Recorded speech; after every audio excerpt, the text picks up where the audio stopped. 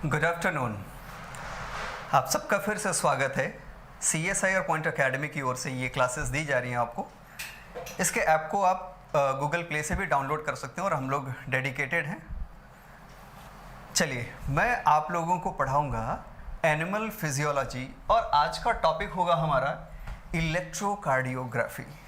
आज का हमारा टॉपिक होगा इलेक्ट्रोकार्डियोग्राफी। शुरू करते हैं बिना देर किए। चलिए शुरू करते हैं। इलेक्ट्रोकार्डियोग्राफी, जब भी हम इस टॉपिक के बारे में बात करते हैं तो एक परेशानी रहती है कि कैसे हमारा हार्ट पल्पेट करता है, आगे जाता है, पीछे आता है, क्या होता है भाई। ये इस तरह की लाइंस बनी होती हैं, आखिर ये लाइन है क्या, इतना बवाल किस लिए है ना। इतना बवाल इसलिए कि हम सही सलामत रहें, हमारी जो हार्ट की रेट है वो बिल्कुल सही से चले। बेसिकली इलेक्ट्रोकार्डियोग्राफी कार्डियोवैस्कुलर सिस्टम का पार्ट है और कार्डियोवैस्कुलर सिस्टम में हम लोग ब्लड को पढ़ेंगे, ह्यूमन हार्ट को पढ़ेंगे, ठीक है। लेकिन हम शुरुआत करेंगे हार्ट की एनाटॉमी और इलेक्ट्रोकार्डियोग्राफी। इसका मतलब ये नहीं कि सिर्फ ECG पढ़ेंगे, हार्ट की एनाटॉमी भी हम स्टडी कर लेंगे। ओके, चलिए आगे बढ़ते हैं। So what is electrocardiography? Electrocardiography is the process of producing an electrocardiogram. क्या भाई? ये इलेक्ट्रोकार्डियोग्राम है, ठीक है। इलेक्ट्रोकार्डियोग्राम। अब ये इलेक्ट्रोकार्डियोग्राम क्या है? क्योंकि यहाँ पे ECG को लेके बहुत सारे प्रॉब्लम हैं। क्या प्रॉब्लम्स हैं इसको समझते हैं। प्रॉब्लम ये है कि बहुत सारे लोग ECG वर्ड से लेके बहुत डिफिकल्टी में रहते हैं कि ये इलेक्ट्रोकार्डियोग्राफ है या फिर ये इलेक्ट्रोकार्डियोग्राम है या फिर ये इलेक्ट्रोकार्डियोग्राफी है। तीन वर्ड्स हैं, तीन है ना। इलेक्ट्रोकार्डियोग्राम, इलेक्ट्रोकार्डियोग्राफ और इलेक्ट्रोकार्डियोग्राफी। इन तीनों को लेकर के बहुत कंफ्यूजन है, ठीक। अब इतनी कंफ्यूजन है तो इसका हम क्या कर सकते हैं भाई? इस कंफ्यूजन को दूर करने के लिए हम क्या कर सकते हैं? समझ सकते हैं पॉइंट्स को, ठीक है।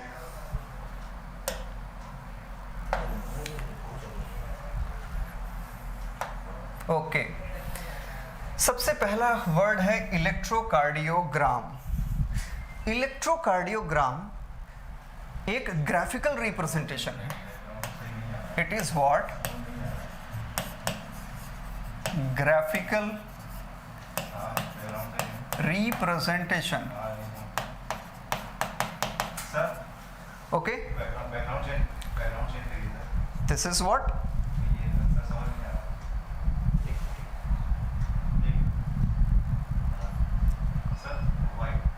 white. Okay, so good. Now this is good. अब आपको सही से दिख रहा है सबको? सॉरी, है ना। अब आपको सही दिख रहा होगा। चलिए, तो वर्ड है इलेक्ट्रोकार्डियोग्राम, ठीक है। इलेक्ट्रोकार्डियोग्राम सिंपली ये क्या है? एक ग्राफिकल रिप्रेजेंटेशन है। This is what? This is the graphical representation. Graphical representation यानी जो शीट हमें प्रोवाइड की जाती है बेस लाइन पे और इस पे इस तरह की जो वेव्स बनी होती हैं, like this is what, this is electrocardiogram. तो फिर इलेक्ट्रोकार्डियोग्राफ क्या होता है?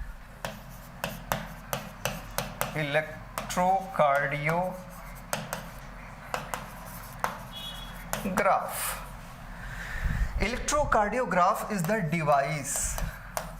ये क्या है भाई? ये डिवाइस है, यानी ये मशीन है। जो मशीन आपको दिखती है उसको कहते हैं electrocardiograph. Is it clear? Okay. Electrocardiogram is the graphical representation, whereas electrocardiograph is the device or machine which records the graphical representation, यानी जो हार्ट के इलेक्ट्रिकल इवेंट है उसको ग्राफिकल फॉर्म में कन्वर्ट करता है। ठीक है, इतना क्लियर हो गया। अब यहाँ पे एक और वर्ड है इलेक्ट्रोकार्डियोग्राफी। इलेक्ट्रोकार्डियोग्राफी। ओके, तो जो ग्राफी वर्ड जहां पे यूज होता है, this is what, this is the mechanism, यानी वो मैकेनिज्म जिससे कि इलेक्ट्रोकार्डियोग्राम बनाया जाता है पेपर पे। और ये बनाता कौन है? डिवाइस। ये बनाता कौन है? ये डिवाइस बनाती है। तो ग्राफी वर्ड हो या ग्राम वर्ड हो या ग्राफ वर्ड यूज हो, इन तीनों ही केस में इनको हम ECG, ठीक है, ये वर्ड यूज करते हैं। मोस्ट प्रोबेबली इलेक्ट्रोकार्डियोग्राम के लिए वर्ड यूज होता है, but this is electrocardiogram as well as electrocardiograph as well as electrocardiography। यहाँ तक दिक्कत तो नहीं है होनी चाहिए मेरे ख्याल से। अब जिन लोगों ने ऑफलाइन क्लासेस ली हैं, मुझे नहीं लगता कि ये वर्ड्स में कोई कंफ्यूजन होगी। फिर भी कोई कंफ्यूजन है तो प्लीज़ आप फ्री हैं, आप बिल्कुल पूछ सकते हैं। ठीक, अब हम लोग वापस पीछे चलते हैं। ठीक, अब इस पर्टिकुलर डेफिनेशन पे आ जाते हैं। So electrocardiography is the process of producing an electrocardiogram. Electrocardiogram is what? Graphical representation. Okay. It is a graph. It is a graph actually of voltage versus time of the electrical activity of the heart. धक धक धक धक ऐसे करता है। हमारे दिल की जो धड़कनें होती हैं, वो बॉलीवुड वाले गाना बनाते हैं भाई, धक धक करने लगा। अब उनको क्या पता कि लपडप करने लगा, है ना, लेकिन ठीक है, धक धक करने लगा। तो वो जो धक धक करने लगता है वही क्या है? इलेक्ट्रिकल एक्टिविटी है। ठीक है, तो ये समझ में आ गया।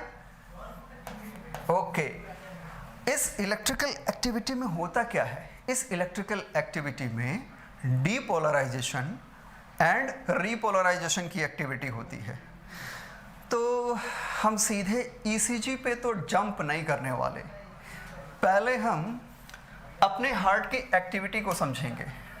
ठीक है, पहले हम क्या करेंगे? ये समझेंगे कि इसका जो हार्ट की एनाटॉमी है वो होती क्या है, और उसके बाद हम जंप करेंगे इलेक्ट्रोकार्डियोग्राफ वाली पोर्शन पे। शुरू हो गए? चलिए बहुत ध्यान से समझिए, एक एक पोर्शन से एक एक क्वेश्चन बनेगा यहाँ पे, और लास्ट में हम क्वेश्चन सॉल्व भी करेंगे, इसलिए बहुत ध्यान से समझना है। बेसिकली 4 चैम्बर्ड ये हमारा हार्ट होता है। 4 चैम्बर्ड में ये ऊपर के 2 होते हैं, 1 and here it is what 2। आपको 2 हिस्से दिख रहे हैं, ये एट्रियम है। These are what? These are atrium. इसको ऑरिकल भी कहा जाता है। ठीक है, अब अगर आपको कंफ्यूजन हो कि इसमें कौन लेफ्ट और कौन राइट है, तो पेपर शीट पे बनाने के बाद ऐसे खड़े हो जाओ भाई, ये है लेफ्ट और ये है राइट। तो जो राइट साइड में है वो राइट पोर्शन होगा, और जो लेफ्ट हैंड साइड में है वो लेफ्ट पोर्शन होगा। कंफ्यूजन दूर? गुड। अब ये राइट साइड में जो एट्रियम है, इसकी खास बात ये है कि ये डीऑक्सीजनेटेड ब्लड, डीऑक्सीजनेटेड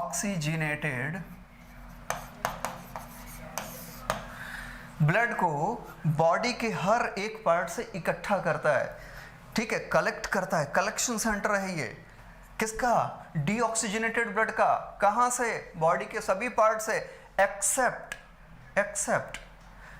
लंग्स, फेफड़ों को छोड़ दीजिए, बाकी हर जगह से। और यहाँ पे जो डीऑक्सीजनेटेड ब्लड लाने वाली हमारी ब्लड वेसल्स हैं वो 3 होती हैं, सुपीरियर वेना कावा, ठीक है, superior vena cava, inferior vena cava, और इसके अलावा कोरोनरी यहाँ पे कोरोनरी वेंस होती है जो यहाँ पे दिख नहीं रही हैं, ठीक है, वो हार्ट के अंदर ही होती हैं। इसके बाद अब समझने वाली और क्या बात है यहाँ भाई, यहाँ पे okay, late me clear this one, ठीक है। सो अब ब्लड का कलेक्शन होता है तो यहाँ पे एक वॉल्व होती है एस शेप की, नॉर्मली इस फिगर में है नहीं, नॉर्मली वो होता भी नहीं और उसका फंक्शन अभी तक अननोन है। इसको बोलते हैं यूस्टिशियन वॉल्व,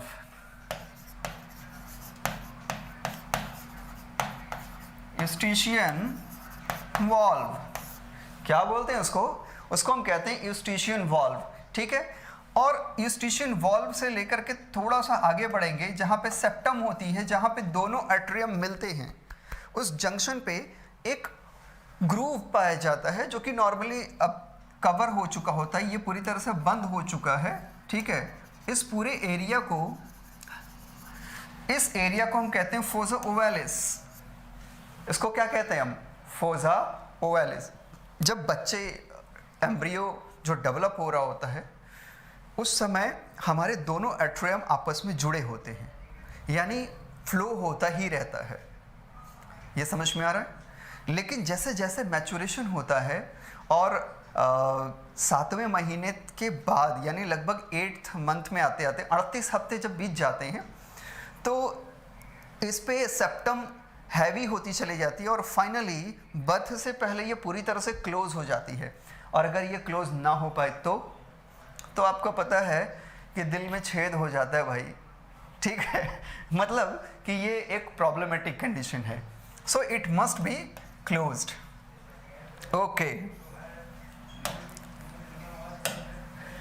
ओके, आगे बढ़ते हैं। अब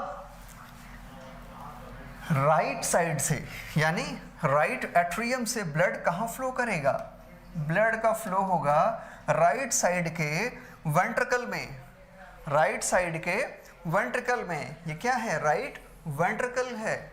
ब्लड का फ्लो भी देखते रहिए, ईसीजी पे बात करेंगे, पहले हम इसको समझेंगे, इसको नहीं समझेंगे तो हमें ईसीजी नहीं समझ में आने वाला, ठीक है। तो ब्लड फ्लो करेगा राइट एट्रियम में और फिर राइट एट्रियम में इकट्ठा होने के बाद वो फ्लो करेगा राइट वेंट्रिकल में। अब जब राइट वेंट्रिकल में फ्लो करेगा तो यहाँ पे वॉल्व प्रेजेंट होता है and this is called tricuspid valve. तो यहाँ पे जो वॉल्व होगा उसको क्या बोलते हैं, उसको हम कहते हैं ट्राइकस्पिड वॉल्व, ठीक है। ट्राइकस्पिड वॉल्व क्योंकि राइट साइड में है, this is also called right atrio ventricular valve. फिर से सुनिए, this is also called right atrio ventricular valve. ये समझ में आ रहा है, किसी को कोई दिक्कत, गुड, होना भी नहीं चाहिए। अब राइट एट्रियो वेंट्रिकुलर वॉल्व, इसके थ्रू ब्लड एंटर करता है। एंटर करने के बाद अब ये वॉल्व फिर से क्लोज हो जाएगा। अच्छा, वॉल्व और स्फिंक्चर दो वर्ड आते हैं, you must be clear. Valve ऐसा गेट होता है जो यूनिडायरेक्शनल है, एक ही डायरेक्शन में खुलता है। जैसे हमारे कमरे का दरवाजा एक तरफ खुलेगा, दूसरी तरफ धक्का दे दो नहीं खुलेगा, ज़्यादा धक्का दोगे तो टूट जाएगा, तो मरमरिंग साउंड प्रोड्यूस करेगा, तो ईसीजी में वो अलग वेव को बताएगा, यानी दिल बीमार हो गया। अब किसकी याद में बीमार हो गया, हाँ समझ रहे हो ना ठीक है, गुड। आगे देखते हैं। तो दिल बीमार ना हो इसलिए यहाँ पे वॉल्व प्रेजेंट होते हैं जो पर्टिकुलर फंक्शन को परफॉर्म करते हैं। क्या? यूनिडायरेक्शनल फ्लो को बना के रखते हैं, यूनिडायरेक्शनल फ्लो को बना के रखते हैं। और स्फिंक्टर्स क्या होते हैं? तो हमारा जो डाइजेस्टिव सिस्टम होता है वहाँ पे जो ओपनिंग गेट्स बने होते हैं वो स्फिंक्टर्स होते हैं। ज़रूरत पड़ने पे वो दूसरे डायरेक्शन में भी ओपन हो सकते हैं। जो हमारे घर का जो मेन गेट होता है बाहर का, दोनों तरफ खुलता है, बाहर भी अंदर भी स्फिंक्टर हो गया। ये क्लियर है? ठीक है, ओके, वेरी गुड।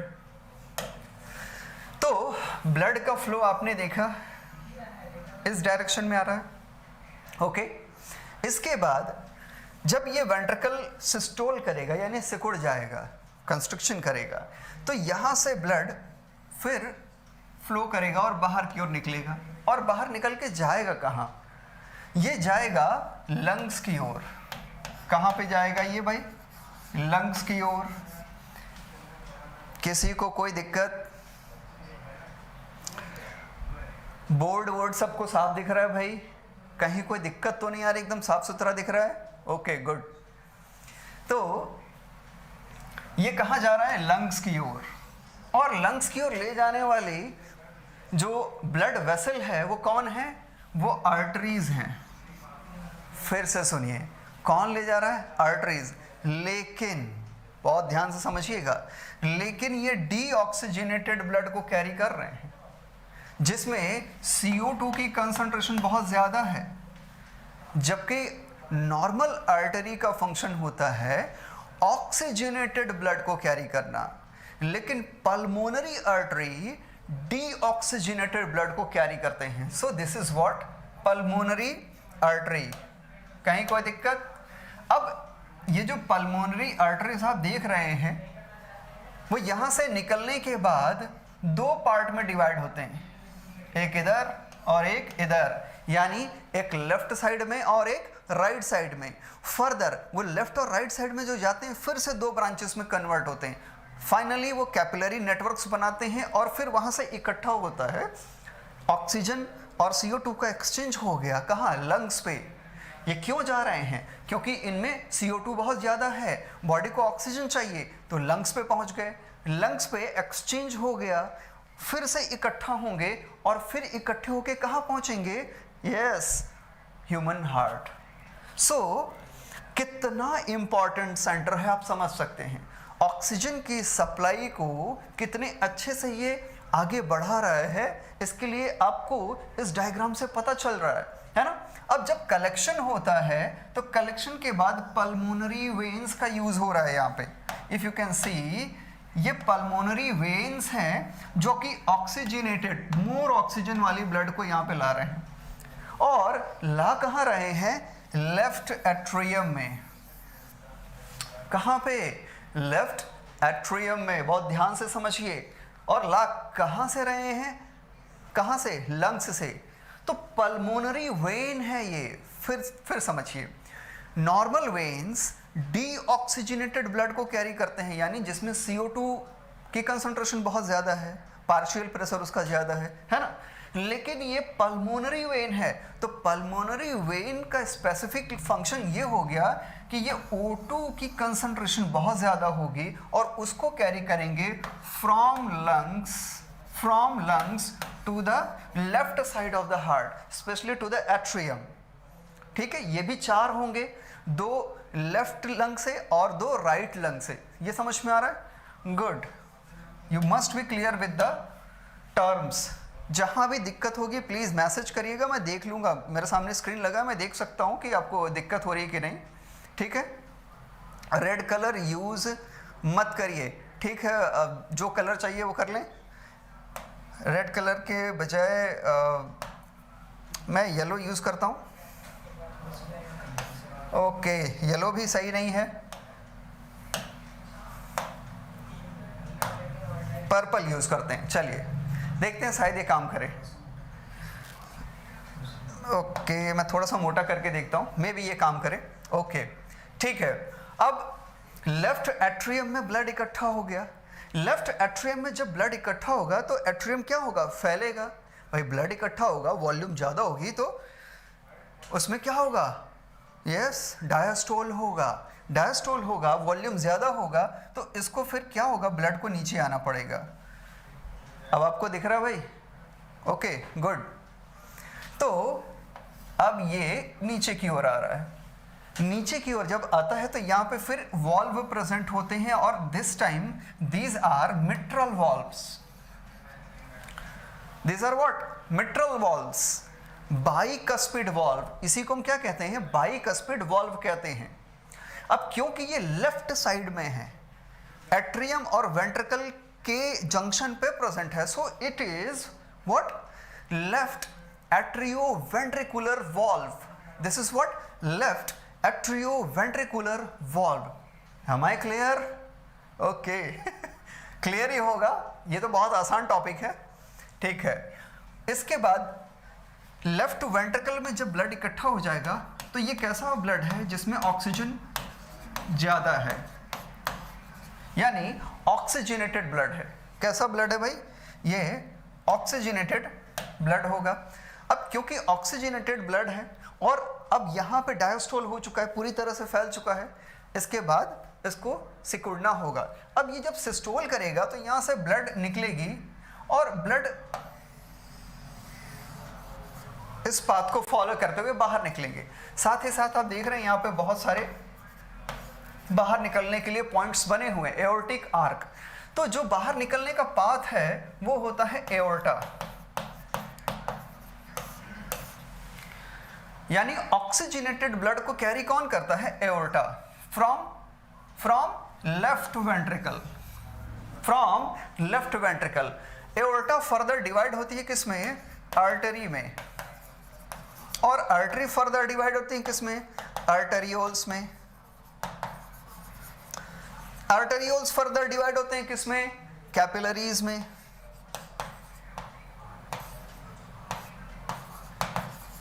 ठीक है, इसी तरह से फिर कैपिलरीज इकट्ठी होती है, वेन्यूल्स बनाती हैं, वेन्यूल्स वेन बनाते हैं और वेन फाइनली वेना कावा बनाते हैं। ये नेटवर्क होता है। आप लोगों ने वेसल पढ़ा होगा और नेक्स्ट लेक्चर में हम लोग वेसल्स की बात करेंगे, लेकिन वो बहुत लेटर ऑन करेंगे। इसके बाद हम कोशिश करेंगे कि ब्लड कोगुलेशन और RH फैक्टर और ABO सिस्टम को पढ़ें, जो कि कंपटीशन के लिए बहुत इंपॉर्टेंट है। ठीक है, ओके, गुड। आगे बढ़ते हैं, अगर आपको ये समझ में आ गया हो तो। Now this left ventricle, since it receives only oxygenated blood, so it push only oxygenated blood to different parts of the body via aorta, via this aorta. Okay, but you must remember, you must point note this one, कि यहाँ से oxygenated blood body के हर एक part में जा रहा है, लेकिन लंग्स पे नहीं जाता है, but never to the lungs, but never to the lungs। ठीक है, ये समझ में आ रहा है? इसी तरह से वेना कावा जो थे वो डीऑक्सीजनेटेड ब्लड इकट्ठा तो कर रहे थे बॉडी के हर पार्ट से, but never from the lungs. ठीक है, लंग्स से इकट्ठा नहीं कर रहे थे। तो लंग्स को यहाँ पे पूरी तरह से हटा दीजिए। ऐसा सर्कुलेशन जिसमें लंग्स का इन्वॉल्वमेंट नहीं है। ठीक है, यानी ये ब्लड जा तो रहा है बॉडी के हर एक पार्ट में और फिर इकट्ठा भी हो जा रहा है हार्ट में, लेकिन लंग्स यहाँ पे इन्वॉल्व नहीं है। तो इस तरह के सर्कुलेशन को हम कहते हैं व्हाट? मैंने ऑफलाइन क्लास में बताया था, कोई आंसर दे सकता है क्या? Yes, I am ready. मैं देख रहा हूँ स्क्रीन पे, कोई आंसर दे सकता है क्या? इस तरह के सर्कुलेशन को हम क्या कहेंगे? Pulmonary circulation? Yes, no one.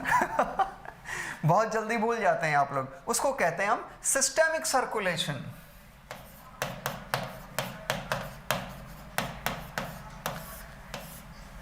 इस तरह के सर्कुलेशन को हम कहते हैं सिस्टेमिक सर्कुलेशन।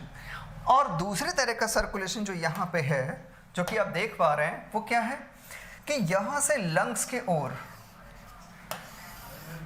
ये लंग्स की ओर जा रहे हैं डीऑक्सीजनेटेड ब्लड, और oxygenated blood from the lungs it will be collected to the heart. इसमें बाकी बॉडी पार्ट इन्वॉल्व नहीं है, केवल लंग्स। यानी ये कनेक्शन किसके किसके बीच में? ह्यूमन हार्ट और लंग्स के बीच में है। तो इस तरह का जो सर्कुलेशन होगा उसको हम कहते हैं पल्मोनरी सर्कुलेशन। इसके अलावा इस हार्ट में खुद भी सर्कुलेशन होता रहता है, ठीक है। तो यहां पे जो सर्कुलेशन होगा उसको हम बोलेंगे कोरोनरी सर्कुलेशन। तो क्वेश्चन बनता है कि कितने तरह के सर्कुलेशन हो सकते हैं भाई? 3 तरह के हो सकते हैं, ठीक है। एक सिस्टेमिक, दूसरा पल्मोनरी, और तीसरा कौन सा है? तीसरा खुद इसका यानी कोरोनरी।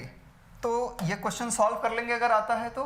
पीजीटी वगैरह में ऐसे क्वेश्चन आ सकते हैं, ठीक है। सीएसआईआर में नहीं आएगा, बट पीजीटी टीजीटी में ऐसे क्वेश्चन बनते हैं, ठीक है। आगे बढ़ते हैं। एट्रियम यानी जो ऊपर वाले हिस्से होते हैं, ऊपर वाला जो पार्ट होता है, यहां पे जो सेल्स होती हैं वो थिन होती हैं। वो कैसी होती हैं? वो थिन होती हैं। जबकि नीचे वाले पार्ट की बात कर लीजिए, तो यहां पे जो सेल्स होंगी उनकी लेयर कैसी होगी? थिक होगी। अब ऐसा क्यों हो गया भाई?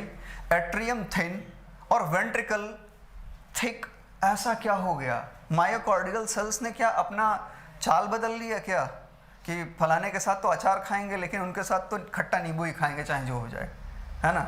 ना उनके साथ तो हम खट्टा नींबू खाएंगे चाहे जो हो जाए। क्या है डबल सर्कुलेशन? नहीं, डबल सर्कुलेशन ये नहीं होता बेटा। Let me clear. ओके,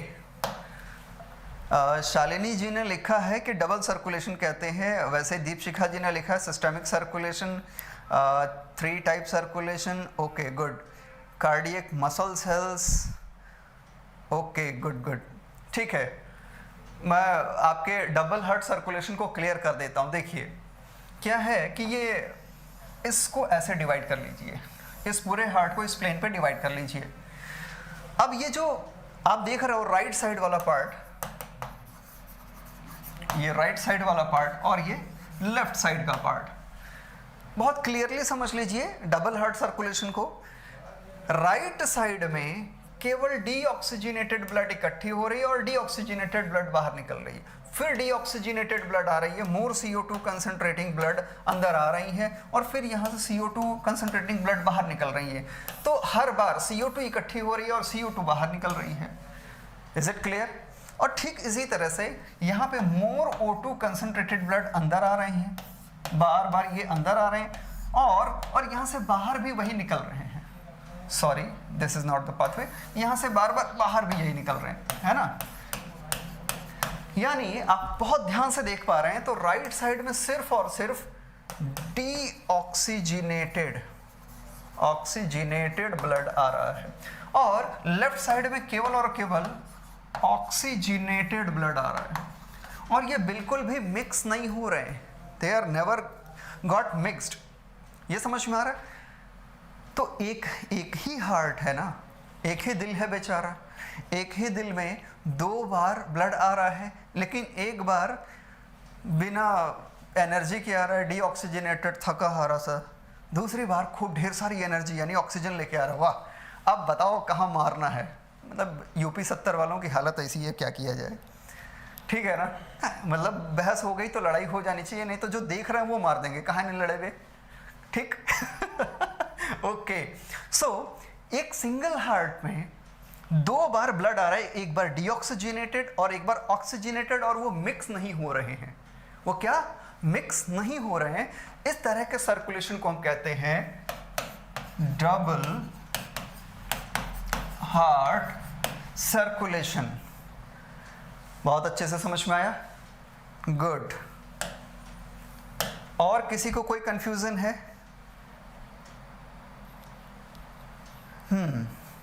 ठीक है, गुड। तो योगेश जी ने कहा कि थिक इसलिए होती है क्योंकि सभी पार्ट्स को भेजना है। बिल्कुल, आपका आंसर बिल्कुल करेक्ट है योगेश जी, आपको मिलते हैं 100 नंबर बिल्कुल। और कौन बनेगा करोड़पति में आप बिल्कुल क्वालिफाई करते हैं, आगे बढ़ा जाए फिर। नेक्स्ट, अब देखिए ये थिक होता है और ये थिन होता है। इसमें से भी नीचे वेंट्रिकल की बात कर लें केवल, तो वेंट्रिकल में जो राइट साइड का वेंट्रिकल है कंपैरेटिवली लेस थिकर होता है, और लेफ्ट साइड का जो वेंट्रिकल है कंपैरेटिवली मोर थिकर होता है। भाई ये सब बहुत ध्यान से समझ लीजिए, क्योंकि अभी ईसीजी में जब आएंगे तो ये बहुत काम की चीज़ है। ये पतला है, ये मोटा है, अरे भैया तू खाना नहीं खाता, दुइये रोटी खात है मर जावा, थोड़ा दूबर हो गए बाटा मोट हो जा, तो यही बस कि अरे करे जा थोड़ा मोटा हो जा, इतना पत्थर करे जा रही तो क्या हो है। सो अब भाई बॉलीवुड वालों की बात मत करिए, वो दिल को धड़काते हैं, मेरा दिल कुछ कहता है, समझ में नहीं आता यार, ये तो केवल पंपिंग ऑर्गन है, यहाँ से तो केवल ब्लड निकल रहा है, ये कुछ कह ही नहीं रहा है ना। गुड, साइंस के स्टूडेंट मस्ती कर सकते हैं, कौन कहता है कि नहीं कर सकते भाई। आगे बढ़ते हैं। अब बहुत ध्यान से देखिए कि चाहे राइट साइड से बाहर निकल रहा हो ब्लड और चाहे लेफ्ट साइड से निकल रहा हो, जब ये निकलते हैं तो यहाँ पे एक वॉल्व प्रेजेंट होता है। क्या प्रेजेंट होता है? वॉल्व, और इसको हम कहते हैं semi lunar valve. Semi lunar valve, lunar का मतलब चंदा मामा। बचपन में चंदा मामा, फिर बड़े हो जाते हैं तो चंदा मामा का जो कैरेक्टर ही चेंज हो जाता है भाई साहब, है ना।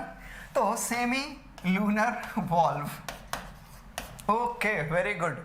Semi means half, lunar means चंद्रमा, आधे चंद्रमा की तरह दिखने वाला वॉल्व होता है, इसलिए इसको हम कहते हैं सेमी लूनर वॉल्व। ठीक है, लेकिन ये तो छोटे बच्चों के लिए हो गया जो 11th-12th में पढ़ते हैं। आप तो पीजीटी का एग्जाम, सीएसआईआर का एग्जाम देने जा रहे हो, so you must be clear that the right side की बात कर रहे हैं हम, राइट साइड है ना, ये हो गया राइट और ये हो गया आपका लेफ्ट।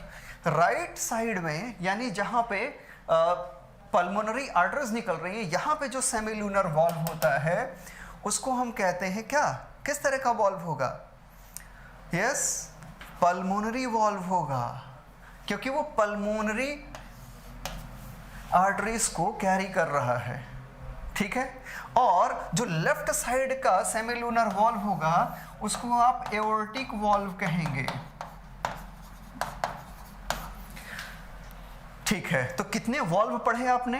ट्राइकस्पिड वॉल्व यानी राइट एट्रियो वेंट्रिकुलर वॉल्व, ठीक है, बाइकस्पिड वॉल्व यानी लेफ्ट एट्रियो वेंट्रिकुलर वॉल्व।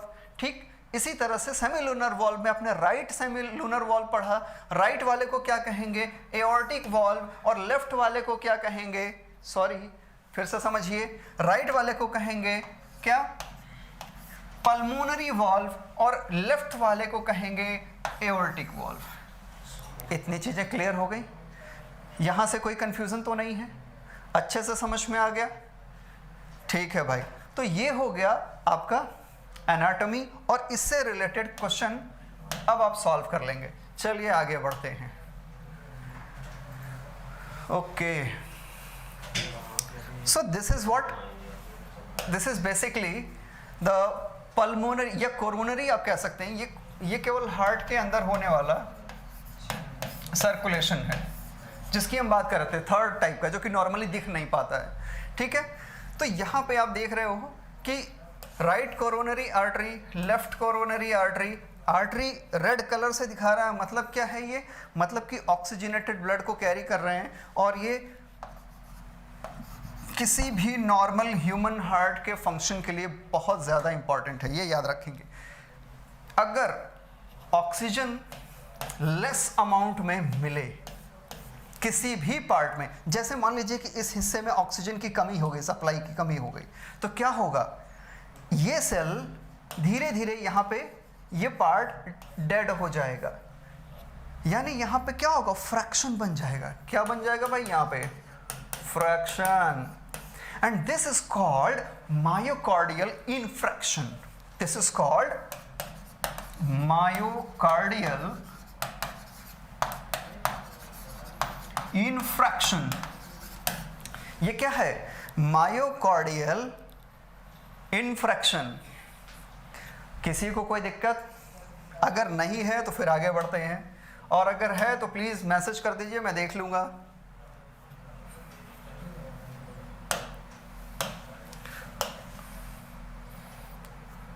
चलिए फिर आगे बढ़ते हैं। तो आपने देख लिया कि दिल कैसे धड़क रहा था, है ना? दिल में कैसे खून आ रहा था, खून खौल रहा था, यानी पाथवे तो आपने देख लिया। अब ये देखते हैं कि जो हम बार बार इम्पल्सेस की बात करते हैं, जहाँ से ईसीजी अब हमें समझ में आ सकता है, जिसकी कि हम बात करते हैं कि भाई एक नॉर्मल ईसीजी है तो उसको हम क्या करेंगे, पहले उसको समझ लेते हैं। चलिए, तो यहाँ पे एक कंडक्शन सिस्टम होता है जो कि शुरुआत होती है, कलर चेंज कर लेना चाहिए यहाँ पे और थोड़ा सा मोटा कर लेना चाहिए। तो यहाँ पे आप देख पा रहे हैं एट दिस साइड, ठीक है, यहाँ पे क्या है? साइनोएट्रियल नोड है, SA node, and this sinoatrial node is actually natural pacemaker. ठीक है, तो पीजीटी में बार बार सवाल आता है और CSIR में तो ऐसा सवाल नहीं पूछता है। CSIR के सवाल अभी आगे वाले सेक्शन से उठेंगे। पीजीटी और टीजीटी में और नीट के एग्जामिनेशंस में भी खूब ढेर सारे सवाल आते हैं कि नेचुरल पेसमेकर कौन है भाई, कौन है नेचुरल पेसमेकर? तो नेचुरल पेसमेकर कौन होता है? SA node. याद कर लीजिए, बहुत ही सिंपल है, SA नोड को नेचुरल पेसमेकर कहते हैं। अब SA नोड से ब्रांचेस निकली होती हैं और ये है बैचमैन्स बंडल, ये है middle inter nodal bundles, track जिसको कहते हैं, और फाइनली ये कहाँ पे पहुंचते हैं? जंक्शन पे, जहाँ पे एट्रिया और वेंट्रिकुलर का जंक्शन होता है। दोनों एट्रिया और दोनों वेंट्रिकुलर जंक्शन यहाँ पे मिलेगा, ठीक है। और यहाँ पे एक और स्पेशलाइज्ड कंडक्शन करने वाली टिश्यू प्रेजेंट है, और इस टिश्यू को हम कहते हैं व्हाट? AV node. क्या बोलते हैं इसको? इसको हम कहते हैं AV नोड, ठीक है। AV नोड यानी ऐसे नोड का जो रिसीवर होता है, जो उसके इंपल्स को रिसीव करता है, उसको हम कहते हैं AV नोड। AV नोड से बंडल ऑफ हिस नाम की ग्रीन फाइबर निकली होगी, जिसकी बाद में ब्रांचेस बन जाती हैं, है ना। तो जो इधर गया वो लेफ्ट वाली ब्रांच हो गई भाई, वो कैसी ब्रांच हो गई? लेफ्ट। और जो इस साइड मुड़ गया वो क्या हो गई? Right branch. ये तो बहुत बेसिक सा कॉन्सेप्ट है, बहुत बहुत बहुत ज़्यादा बेसिक कॉन्सेप्ट है। इतना तो आपको आना ही चाहिए, मतलब कि एक ग्रेजुएट पीपल को इतना आना चाहिए। अगर नहीं आता तो प्रॉब्लम है। आगे बढ़ते हैं। कोई दिक्कत? किसी को कोई दिक्कत? प्लीज़ आप लिख सकते हैं, मैं देख रहा हूँ। ओके गुड, नहीं है कोई दिक्कत तो फिर आगे बढ़ते हैं हम लोग। ये सेम टू सेम वही वाला कहानी है पिछला ही, इसको थोड़ा मॉडिफाई करके दिखा दिया है, ठीक है। तो इसको स्किप करते हैं, आगे बढ़ते हैं। अब हम कहानी शुरू करते हैं ECG की समझने की शुरुआत। ECG है ना। तो आप सोच रहे होंगे कि ECG में है क्या भाई? ECG में P, Q, R, S, T, यही तो 5 हैं। तो PQ RST बता के फुर्सत क्यों नहीं कर देते? क्योंकि PQ RST बता दूंगा, आप रट तो लेंगे पर कॉन्सेप्ट क्लियर नहीं होगा। और मेरा एम है आपके नज़रिए को बदलना, ताकि आपका नज़ारा बदल जाए अगली बार से, है ना, बेहतरीन हो जाए भाई साहब। चलिए बढ़ते हैं। So this is what simply जो हमारी अब तक हम हार्ट पढ़ रहे थे उसकी सेल्स की बात हो रही है ना। 4 चैम्बर्स बने हुए थे, 2 ऊपर 2 नीचे। तो इन चैम्बर्स में होता क्या है? इन चैम्बर्स में सेल्स होती हैं like this, and this are what? This are myocardial cells. This are what? Myocardial cells. तो मायोकार्डियल सेल्स दिखती कैसी हैं? उसका एक पिक्चोरियल व्यू है यहाँ पे। ठीक, आप देख रहे हैं कि ये बहुत सारी सेल्स बनी हुई हैं। ठीक, यहाँ पे न्यूक्लियस भी प्रेजेंट है, कार्डियक मसल्स। अब ये जो कार्डियक मसल्स हैं, इनमें जो सेल्स हैं, सेल के बीच में कनेक्शन है, and that is what gap junctions. वो क्या होते हैं? गैप जंक्शंस हैं। ठीक, तो इस गैप जंक्शन को अब आगे पढ़ेंगे क्योंकि वो हमारे लिए ईसीजी समझने के लिए बहुत इंपॉर्टेंट है। चलिए, इस वाली स्लाइड में किसी को कोई दिक्कत? आसान सी स्लाइड थी, आगे बढ़ें। सर क्यों ऐसे नोड को नेचुरल पेसमेकर कहते हैं? शालिनी जी ने ये सवाल पूछा है। तो भाई इसको नेचुरल पेसमेकर इसलिए कहा जाता है क्योंकि नेचुरली ऑटोमेटिकली ये सिग्नल प्रोड्यूस करता रहता है और हमारे हार्ट के पेस को मेंटेन रखता है। पेस यानी गति, उसके धड़कने की गति को मेंटेन रखता है, इसलिए इसको नेचुरल पेसमेकर कहते हैं। ठीक है शालिनी जी? ओके।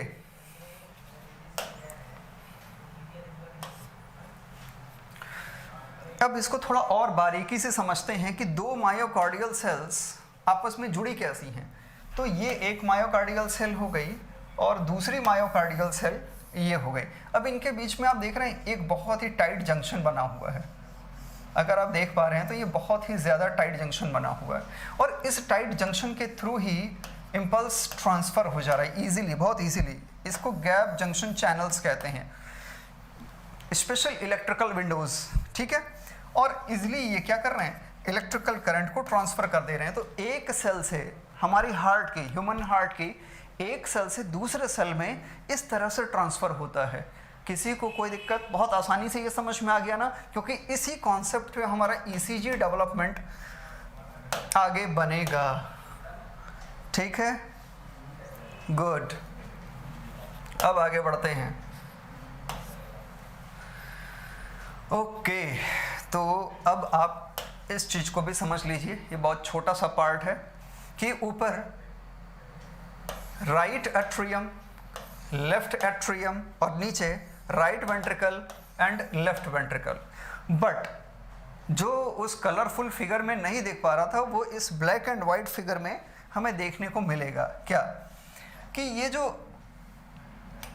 SA नोड है जो कि राइट साइड में यहाँ पे एट्रियम में प्रेजेंट है, सबको दिख रहा है? यहाँ से जब इम्पल्सेस निकलती हैं और ये मूव करती हैं नीचे की ओर और इस साइड, ठीक है, तो जब ये नीचे की ओर भी मूव करती हैं और इस साइड में मूव करती हैं तो यहाँ पे AV नोड प्रेजेंट है, you can see this. But यहाँ पे कुछ जेब्रा क्रॉसिंग भी प्रेजेंट है। तो ये जो जेब्रा क्रॉसिंग है इसको हम कहते हैं fibrous annulus. This is what? Fibrous annulus. और ये जो फाइब्रस एनुलस है ये बहुत ही बैड कंडक्टर है। Fibrous annulus is the bad conductor for the electrical impulses. It cannot allow to pass out the electrical conductivity, electrical events or electrical messages to the lower one. So there is only one connection point from upper and to the lower one is what? The AV junction. मतलब ये कि यहाँ से जो electrical impulses निकलेंगी वो ऊपर के सभी पार्ट में तो पहुंचेंगे, यानी एट्रियम के सभी पार्ट में तो ट्रांसफर होंगे ही, इसमें तो कोई दिक्कत नहीं है। लेकिन वेंट्रिकल में नहीं पहुंचेंगे भाई, क्योंकि यहाँ पे कौन है? फाइब्रस एनुलस है, और फाइब्रस एनुलस किसी भी तरह के इम्पल्स को दूसरी तरफ नहीं जाने देता है। तो ये बैड कंडक्टर हो गया। ये कैसा कंडक्टर हो गया? ये एक बैड कंडक्टर हो गया।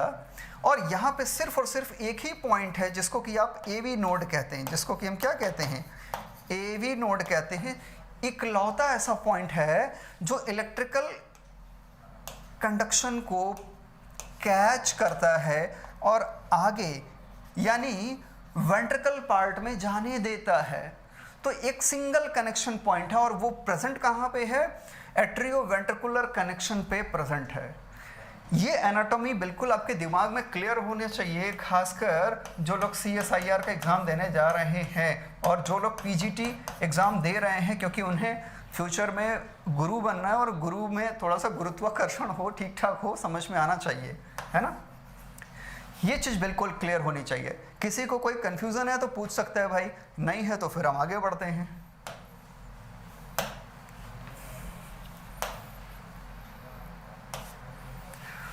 ओके, अब इस चीज को भी अच्छे से समझ ही लीजिए। तो यहां पे आपने देखा कि ये ऐसे नोड है, ठीक। ऐसे नोड या एवी नोड या पूरा का पूरा हार्ट किस चीज से बना है? कार्डियक सेल्स से मिलकर के बना है। यानी यहां कौन सी मसल है? Cardiac muscle. तो कार्डियक मसल कहां है? हर जगह है, ये पूरे के पूरे पार्ट में प्रेजेंट है, ठीक है। So these are what? These are cardiac cells. और यहां से जब पहली बार नर्व इंपल्स निकलेगा यानी फायरिंग होगी तो वो इस डायरेक्शन में प्रोपागेट करते हुए आगे बढ़ता है, ठीक। अब इस पार्ट में यहां से डायरेक्ट एंट्री नहीं हो सकती। क्यों? क्योंकि यहाँ पे फाइब्रस एनुलस है, जेब्रा क्रॉसिंग है, ये आगे नहीं बढ़ने देगा। तो फिर नीचे कैसे आएगा? तो नीचे आने के लिए इसको एवी नोड को पकड़ना पड़ेगा। एवी नोड ही वो पाथ है जो इस इंपल्स को आगे की ओर बढ़ाएगा, like in this way and in this way. यहां तक किसी को कोई दिक्कत? अच्छे से समझ में आ रहा है? चलिए आगे बढ़ते हैं।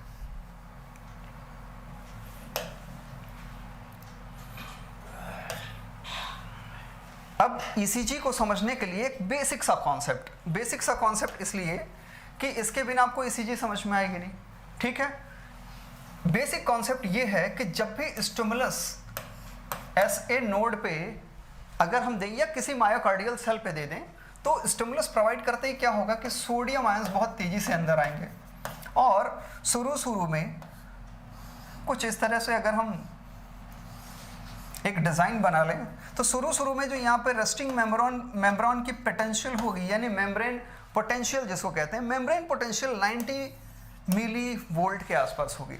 पर जैसे स्टिमुलस प्रोवाइड करेंगे पॉजिटिव आयंस अंदर आएंगे, जैसे जैसे पॉजिटिव आयंस अंदर की ओर आएंगे वैसे वैसे ये लेस निगेटिव होता चला जाएगा। और जैसे ही ये -70 पे पहुंचेगा थ्रेशोल्ड होगा तो और भी ज़्यादा पॉजिटिव आयन अंदर आएंगे और ये खूब तेज़ी से ओपन होगा और लगभग +10 से लेकर के +20 तक पहुंचेगा, जिसकी वजह से अब अंदर की पोटेंशियल चेंज हो जाएगी और यहाँ हो जाएगा पॉजिटिव और बाहर हो जाएगा नेगेटिव। तो इस पोर्शन को हम बोलते हैं डीपोलराइज्ड पोर्शन, डीपोलराइज्ड पार्ट। और इस एक्शन को हम कहते हैं डीपोलराइजेशन। अब डीपोलराइजेशन हो रहा है तो क्या हो रहा है? मूवमेंट हो रहा है। So it is moving in forward direction और यही प्रोसेस पूरी की पूरी सेल में होती है। So since it is moving it is called action potential. ये क्या हो रहा है? एक्शन पोटेंशियल हो रहा है। तो ये है थ्रेशोल्ड और इसके ऊपर जो भी पार्ट है वो क्या है? एक्शन पोटेंशियल है। समझ में आ गया? और मायोकार्डियल सेल की खास बात यह है कि जब ये पूरी तरह से डीपोलराइज होगा अब रिवर्स डायरेक्शन में रीपोलराइज होगा, यानी इस डायरेक्शन में रीपोलराइजेशन होगा, ठीक। रीपोलराइजेशन में क्या होगा कि यहाँ पे कुछ स्पेसिफिक चैनल्स होंगे जो कैल्शियम और पोटेशियम के लिए होंगे। किसके लिए? कैल्शियम और पोटेशियम के लिए होंगे। आगे आप देख रहे हैं, यस, ये बढ़ता हुआ चला जा रहा है पोटेंशियल, ठीक है। भाई इनको लग गई ईसीजी मशीन, बड़े खुश हो गए कि मुझे ईसीजी मशीन लग गई, ईसीजी रिकॉर्ड हो रहा है, ठीक। अब आगे बढ़ते हैं। तो ये आपको दिख रहा है, this one is what? Galvanometer. ECG machine actually galvanometer के कॉन्सेप्ट पे वर्क करती है। You must note this for the examinations, ठीक है। तो ये जो ईसीजी मशीन है ये गैल्वेनोमीटर पे वर्क करती है। जैसे ही हम स्टिमुलस प्रोवाइड करते हैं नीडल डिफ्लेक्ट करती है। अगर यहाँ पे पॉजिटिव वेव्स बनेंगी और इधर की ओर मूव करेंगी तो पॉजिटिव वेव पॉजिटिव रॉड की अगर मूव करती है तो ये नीडल का डिफ्लेक्शन पॉजिटिव हो जाएगा। तो हमारा जो इलेक्ट्रिकल एक्टिविटी है पॉजिटिव एक्टिविटी शो करेगा, ठीक है। आगे के फिगर्स में आपको बहुत अच्छे से समझ में आ जाएगा फिगर को देख करके कि यहाँ पे स्टिमुलस प्रोवाइड करते ही क्या हो रहा है कि अब ये मूवमेंट हो रहा है इधर, ठीक है, तो ये पॉजिटिव साइड में मूव कर जाएगा और नीडल पॉजिटिवली डिफ्लेक्ट कर जाएगा। इन द सेम मैनर अब यहाँ पे फिर से पॉजिटिव डिफ्लेक्शन हो रहा है एंड हेयर अब पूरी तरह से जब ये पॉजिटिव हो जाएगा तो कोई भी डिफ्लेक्शन नहीं होगा, तो वो जो मशीन बीप बीप बीप करने के बाद थोड़ी सी लंबी लाइन करती है वो स्टॉप हो जाता है, ठीक है। अब इसके बाद लास्ट पॉइंट ये है कि अगर दूसरी तरफ से हम स्टिमुलस प्रोवाइड करते हैं तो क्या होगा, तो ये नेगेटिव साइड में डिफ्लेक्ट करेगा। थोड़ा जल्दी होगा क्योंकि टाइम हमारे पास कम है, देख लेते हैं। इस तरह से P, Q, R, S और T ये सेगमेंट्स बन जाते हैं। 2 मिनट, ठीक है, ओके।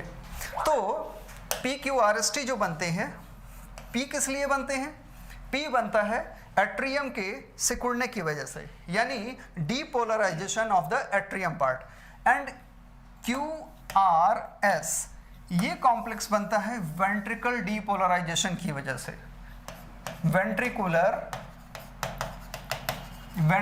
डीपोलराइजेशन की वजह से, और T बनता है वेंट्रिकुलर रीपोलराइजेशन की वजह से। तो आसानी से यहाँ पे जब ऑपरेशन होता है तो हम वेव्स को देखते हैं और पल्स रेट को चेक करते रहते हैं, और इस तरह से हमारा